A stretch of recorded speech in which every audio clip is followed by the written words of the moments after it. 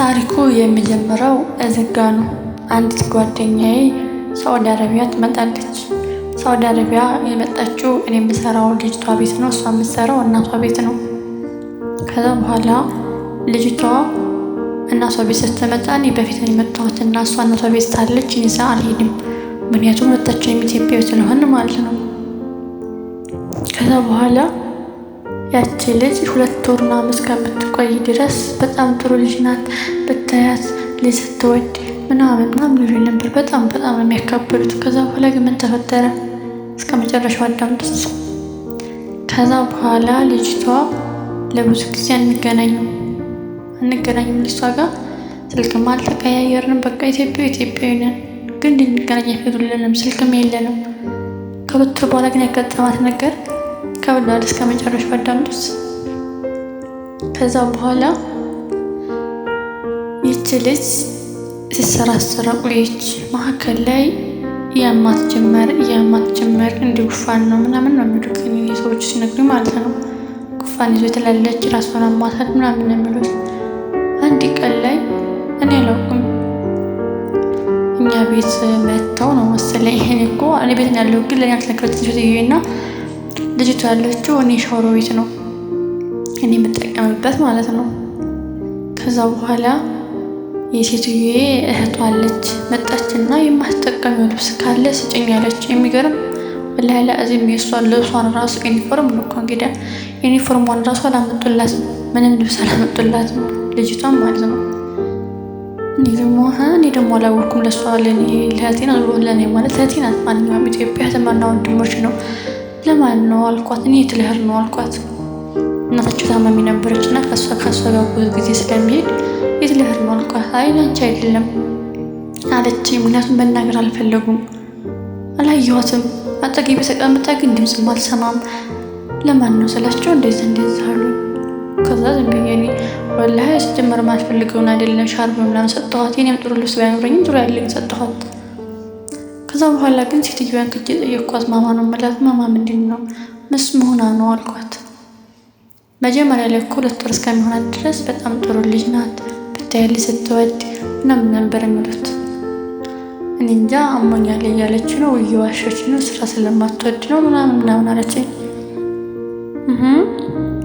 እንዴት ነው ስለማትወዱ የሚልኩኝ? የመጣ ነው እዚህ ስራ ፈልገን ተቸግረን ነው እንጂ ሌላ ነገር ፈልገን አይደለም የመጣ ነው። እስካላማማት ድረስ ልጅቷ ትሰራለች እና ቋንቋችን አንድ ስለሆነ እናንተ ስለማትወዱበት ይሆናል እኔ ልንጠይቃት ምን እንደሆነች አልኳት። ሴትዮዬ በጣም ያን ያክል ገራም አይደለ ከማደል መካከል ናት። በእጅ ያሉሽ ማለት ታላቅቷና ወንድሟ ታናሽ ወንድሟ አለ። በእጅ ያሉሽ ማለት ከዛ ወንድሟ መጣ ታናሽ ወንድሟ ነውና የሆነ ምግብ ነገር አነሳ የሚለበት እነሱ እንግዲህ ምግብም እኮ አያውቁም። በቃ ስሜታችንን በጣም ነው ወላሂ ዝቅ አድርገው የሚያዩን። አረ ዝም አልኩት፣ ምንም ማናገር አልችልም።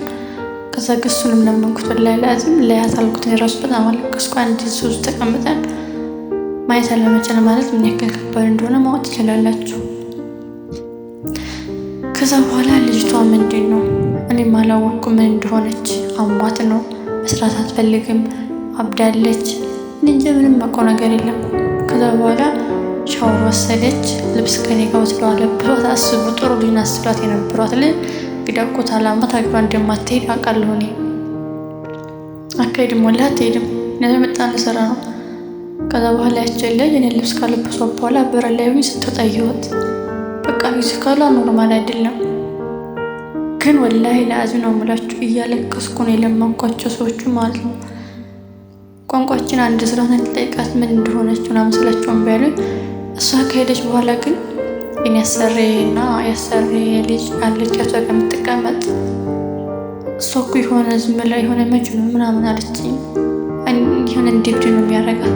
ቁጭ ካለ ይዘው ፈዛ ነው የምትቀረው። በቃ ብዙ ነገር አሉ ከሄደች በኋላ ማለት ነው። ልጅቷም አሁን ላይ ምን እንዳለች አላውቅም። ባለችበት አላህ ይጠብቃት፣ ጥሩ ነገር አላህ ይስጣት።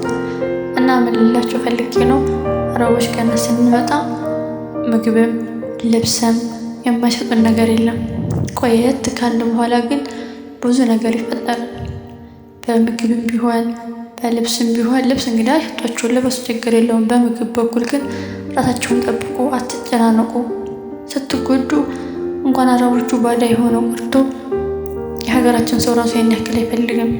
ጥሩ ቦታ ላይ ስንደርስ ብቻ ነው ሁሉም ሰው የሚወደን እና ይሄን ነገር የነገርኳችሁ እናንተም እንደዚህ እንዳትሆኑ።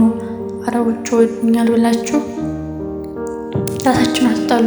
ምግብን ተጠቀሙ፣ በደንብ እየሰራችሁ ብሉ።